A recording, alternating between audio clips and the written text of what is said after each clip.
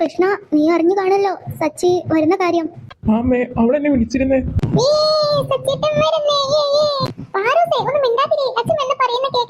അല്ല, കാര്യങ്ങളൊക്കെ അവൾ പറഞ്ഞോ? ഇല്ലമ്മേ, എന്ത് കാര്യം? സച്ചി മാത്രല്ല, അവരെല്ലാരും കൂടെ വരുന്നുണ്ട്. സച്ചിന്റെ എൻഗേജ്മെന്റ് നടത്താന്നാ അവര് പറയുന്നേ. നമ്മളെ അവനേച്ചുമായി ആയിരിക്കും. അപ്പൊ ദേവിജി, അവനേച്ചും തോന്നിയൊക്കെ നമ്മുടെ കുടുംബക്കാരാവാൻ പോവാ. അതൊക്കെ പറ, ആരും കേൾക്കണ്ട. ചേച്ചിയല്ലേ ഉറക്കെ പറഞ്ഞേ. അതേതായാലും നന്നായി. അവനിപ്പോ ജോബൊക്കെ സെറ്റായല്ലോ. അല്ലമ്മേ, അവനാരെങ്കിലും കണ്ടുവച്ചിട്ടുണ്ടോ? കണ്ടുവച്ചിട്ടൊന്നുമില്ല. എന്നാലും അവളെ ഫ്രണ്ടിന്റെ മോളെ പറയുന്നുണ്ട്. സച്ചിനോടൊന്നും പറഞ്ഞിട്ടില്ല. അവന് താല്പര്യക്കുറവൊന്നും ഉണ്ടാവില്ലെന്നാ അവള് പറയുന്നേ.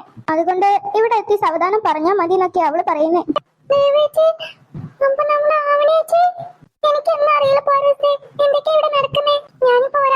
ചേച്ചി ഇങ്ങോട്ട് പോന്നേ. ഞാൻ ഈ വിവരം തുമ്പിയെ അറിയിക്കട്ടെ. ഇനി സച്ചേട്ടനും ആമി ചേച്ചിയും തമ്മിൽ എന്തെങ്കിലും പ്രശ്നം ഉണ്ടായിട്ടുണ്ടാവോ? നീ എവിടെ ഇരിക്കും? അച്ഛമ്മ എന്തൊക്കെ പറയുന്ന കേക്ക്. ഞാനിപ്പോ വരാം. അല്ല, ദേവ് ഇങ്ങോട്ട് ഓടിപ്പോകുന്നേ. ചേച്ചി ബാത്റൂമിൽ പോയാ? അച്ഛമ്മന്റെ മോളെ മുഖം എന്താ വാടിയിരിക്കുന്നേ? ഇപ്പൊ നല്ല ചൂടല്ല അച്ഛമ്മേ, അതാവും. കൊച്ചിന്റെ ഒരു കാര്യം. അല്ലമ്മേ, അവര് വരുന്ന ഡേറ്റ് എങ്ങാനും പറഞ്ഞിരുന്നോ? ആടാ, അവര് ചിലപ്പോ നാളെ മറ്റന്നാളൊക്കെ തന്നെ ടിക്കറ്റ് എടുക്കാൻ മതി. അവരെ കൂടെ സച്ചി ഉണ്ടാകത്തില്ല. സച്ചിക്ക് എന്തോ കമ്പനി മീറ്റിംഗ് ഉണ്ടെന്ന് പറഞ്ഞ് അത് കഴിഞ്ഞിട്ടേ അവൻ വരത്തുള്ളൂ. അല്ല ചെയ്ത്, നീ എന്താ ഒന്നും മിണ്ടാത്തേ? ഒന്നുമില്ലമ്മേ, അമ്മ പറയുന്ന കേട്ടിരിക്കായിരുന്നേ. ദേവു, എനിക്ക് ദേഷ്യം വരുന്നുണ്ട് കേട്ടോ. ഈ വെയിലെ തന്നെ നിർത്തിയിട്ട് അകത്തിരുന്ന് സംസാരിക്കും നമുക്ക്. വാ. വേണ്ട, അത് ശരിയാവൂല. ഓ, എന്നാ വേഗം പറ, എന്താ കാര്യം? അരമണിക്കൂറായില്ല എങ്ങനെ നിൽക്കുന്നേ?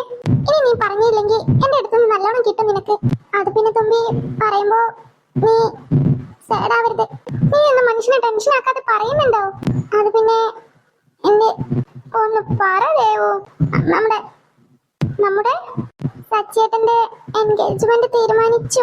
അയ്യോ, അത് ഹാപ്പി ന്യൂസ് അല്ലേ? എന്റെ ചേച്ചിമായി ആയിരിക്കില്ലേ? അല്ല തുമ്പി, അല്ലാന്നോ? നീ എന്തൊക്കെയാ പറയുന്നേ?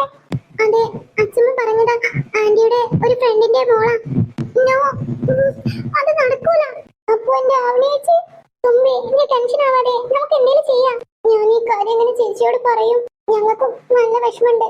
ഞാനും പാറസൊക്കെ ആവണേച്ചിന്റെ സച്ചേട്ടന്റെ കല്യാണം എക്സ്പെക്ട് ചെയ്ത് നിൽക്കായിരുന്നു.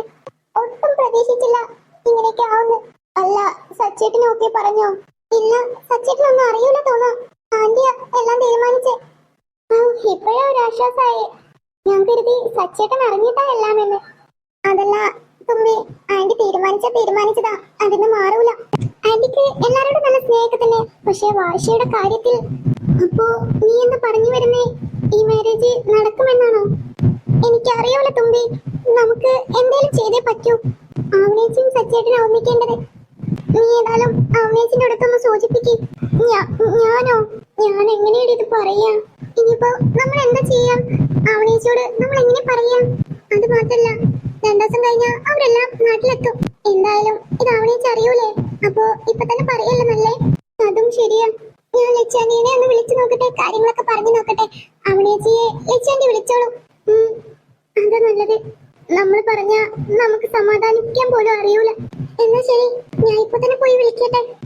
എന്നാലും എന്റെ ഈശ്വര, എന്തിനാ എന്റെ ചേച്ചിയോട്?